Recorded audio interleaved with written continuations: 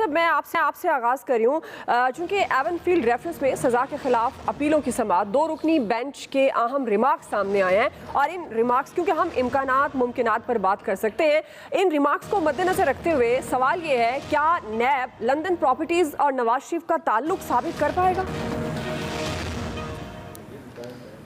دیکھیں نیب کے پراسیکیوٹر اگر یہ بدل دیتے نا آ کے کہ جی نئے چیئرمین نے حکومتی پراسیکیوٹر لگا دیے ہیں، تو عمران خان اور یہ بینڈ باجے کی پوری تنظیم ہر جگہ پہ ٹی وی پہ بیٹھ کے گا رہی ہوتی کہ جناب دیکھیں پراسیکیوٹر بدل دیے۔ آج بھی سردار مظفر ہے جو ٹرائل کورٹ میں بھی نیب کا پراسیکیوٹر تھا، اور عثمان چیمہ ہے، پھر پہلے جہاز بھروانہ ڈپٹی پراسیکیوٹر جنرل اس میں پیش ہوتے رہے، بیچ میں ایک لاہور سے اظہر صدیق صاحب کو بھی لایا گیا تھا، اور فیصل فرید صاحب جو فواد چودھری کے بھائی ہیں ان کو بھی یہ کیس دینے کے لیے اسپیشل پراسیکیوٹر رکھا گیا تھا، لیکن پھر ان کو یہ کیس ملے نہیں تھے، پتہ نہیں کیوں نہیں ملے تھے، ورنہ ان کو بھی لایا گیا تھا۔ دیکھیں یہ پہلے دن سے کیس کلیئر تھے۔ جب نومبر میں لاسٹ ایئر میں کئی دفعہ یہاں کہہ چکا ہوں، مریم نواز کی موجودگی میں نیب کے پراسیکیوٹر سے پوچھا کہ آپ کے پاس کوئی ثبوت ہے کہ مریم نواز مالک ہیں؟ انہوں نے کہا جی یہ پیپر ہے، یہ پیپر ہے، یہ فیصلہ۔ انہوں نے کہا نہیں، آپ مجھے بتائیں کہ آپ کے پاس پیپر ہے کہ یہ مریم نواز کو جو سزا ہوئی ہے کہ یہ مالک ہیں اور اس کے پیچھے نواز شریف ہیں، تو پیپر ہے؟ اس نے کہا نہیں، ہمارے پاس تو یہ کوئی فوٹو کاپی نما پیپر سا تھا۔ انہوں نے کہا آپ ہمیں پیپر دے دیں، ہم ان سے پوچھ لیں گے آپ نے پیسے کہاں سے لی ہیں اس کی ادائیگی کے۔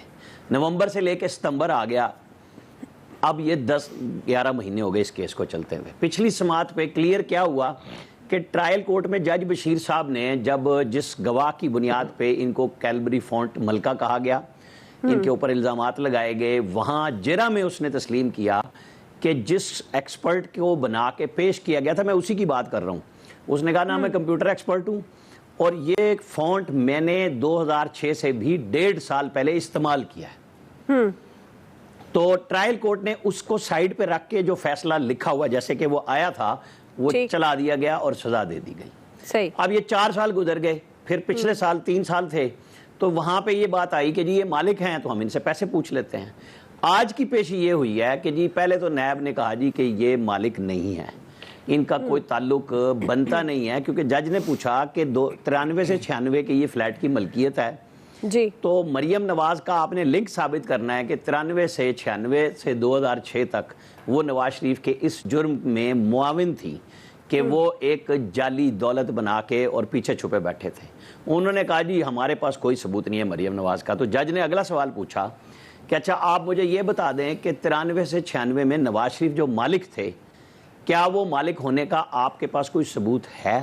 کیونکہ یہ ثبوت انہوں نے ہی دینا ہے، یہ اس میں بھی نہیں آتا کہ جی آپ نے الزام لگایا ہے۔ یہ الزام لگا اور حسین نواز نے کہا یہ میرے ہیں، جس پہ مذاق اڑاتے ہیں کیونکہ الحمدللہ چونکہ کہہ دیا لہذا ہمارے ہاں دانشور خوش ہوتے ہیں کہ جی اس نے الحمدللہ کہا لہذا اس کا ٹھٹھا اڑایا۔ وہ آنر آج ہے مریم نواز کو ایک ڈیڈ جو بہن بھائی کے یار تکلیف ہوگی لیکن تھوڑا سا سمجھ لو، لوگوں کو سمجھنے دو۔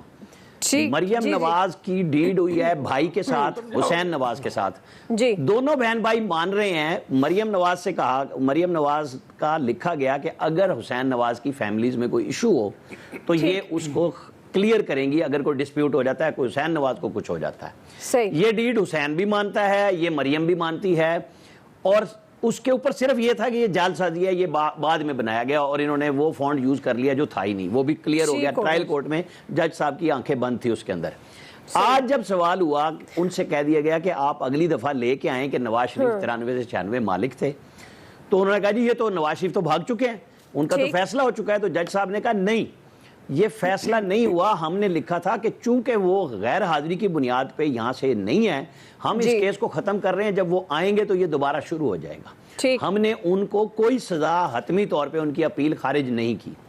اب آگے اب آخری بات جو 29 کو آنا ہے، میں اس لیے کہہ رہا ہوں کہ تھوڑا سا لمبا ہو گیا لیکن لوگوں کو کلیئر ہو جائے، جنہوں نے اپنے فلسفے جھاڑنے ہیں، گھر سے سوچ کے آئے ہوئے ہیں کہ یہ کیس کی سماعت تھی۔ اور یہ سر آپ کا بھی ایشو ہے کیونکہ آپ کے بھی اس میں اٹھ رہی ہے۔ جب آپ میری بات میں بولیں گے تو جواب آپ کو دینا ہوگا۔ میں آپ کی طرف آتی ہوں، آپ نے جو کامنٹ کرنا ہو عامر صاحب کی بات کا بھی آپ اور جو کرنا میری بات میں آپ دیں گے جواب تو اس دوران بھی ہوگی، بعد میں بھی ہوگی، یہ مجھے پتہ ہے تکلیف ہے.